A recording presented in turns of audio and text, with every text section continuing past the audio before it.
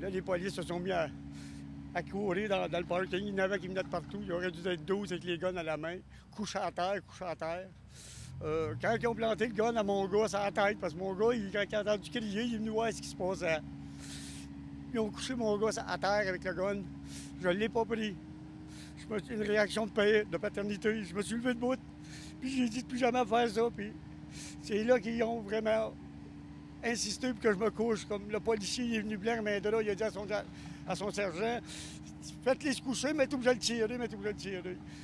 L'autre fois, les pompiers sont venus faire une inspection normale des lieux.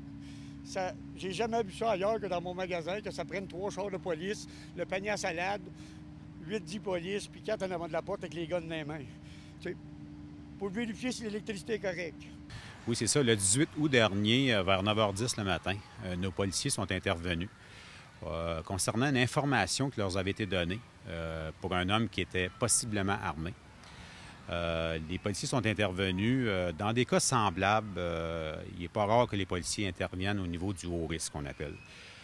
C'est sûr que les policiers ont dû sortir l'arme, ont dû intervenir pour faire coucher les gens par terre. C'est toujours une question de sécurité, d'un, pour eux autres, de deux, pour le public. Une information semblable, c'est important de la traiter de façon très sérieuse.